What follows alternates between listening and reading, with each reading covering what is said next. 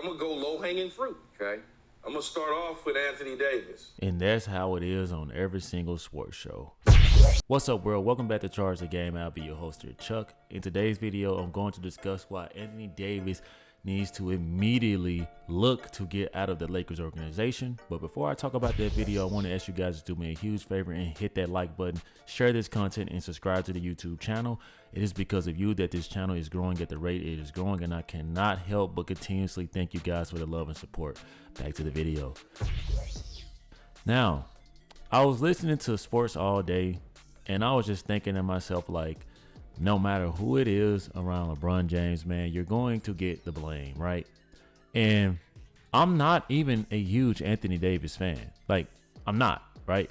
But the stuff that I see him go through, I will have to say, I just don't see how he wants to even remain or continue to want to be in that Lakers organization.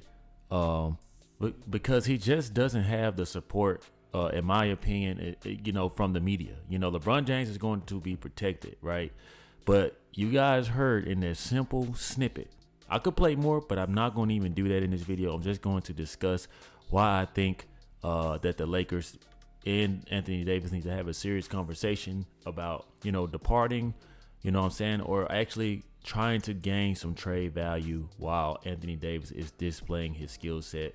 Because I'm telling you guys, I just don't see the Lakers competing to win a championship this year. And it's killing me how on every sports show, right, they're already blaming AD, right?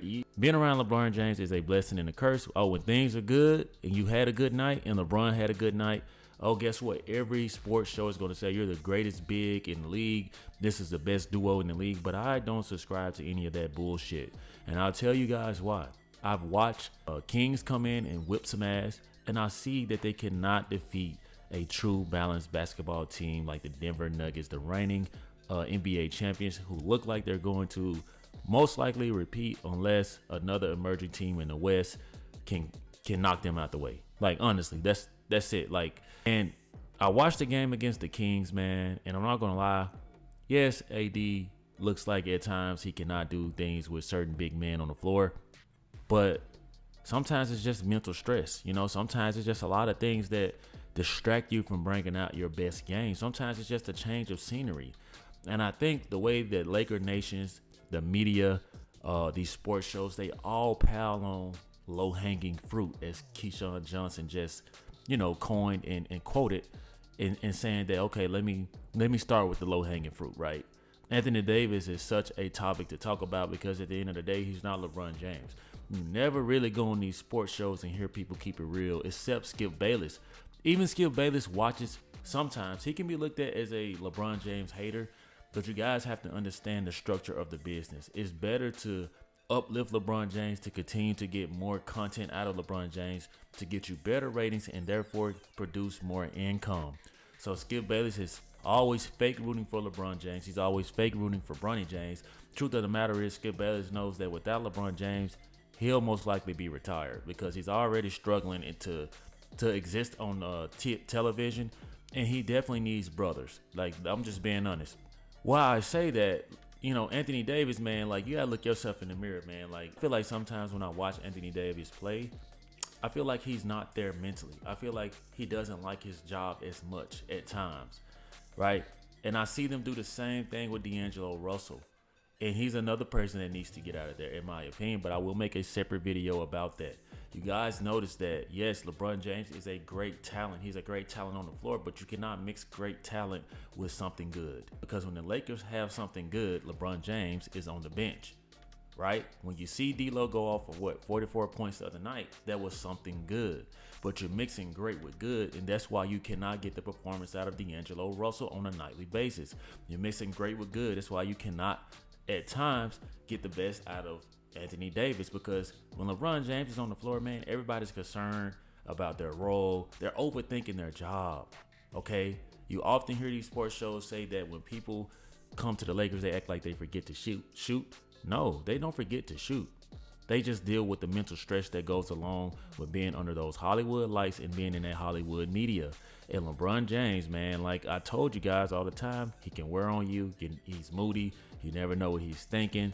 And I made the video yesterday. We all saw where Shaq said nobody feared LeBron James. But I said in that video that MJ and Kobe took the nice guy approach in the end, right? They came in the league bullying, Mamba mentality, Assassins mentality, and they were ready to get it by any means necessary. Didn't care to have friends, only wanted to support the love of the game. And LeBron James is more chippy now that he's older. He's more, no patience. You got to get it done now. And you have to understand the scrutiny that puts on these players.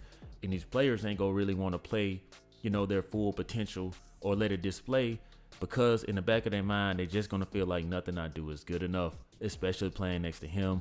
Okay, LeBron has an off game, but because I didn't help him in his off game, guess what? I'm going to be the low-hanging fruit that gets picked on. We saw the whole thing with Russell Westbrook. That's why I am truly rooting now that if there is a team to beat the Denver Nuggets, it is the Los Angeles Clippers. That would be a great thing to see the Los Angeles Clippers win the championship, right? Russell Westbrook finally get one. They go into their new arena as champions. That would be a NBA story.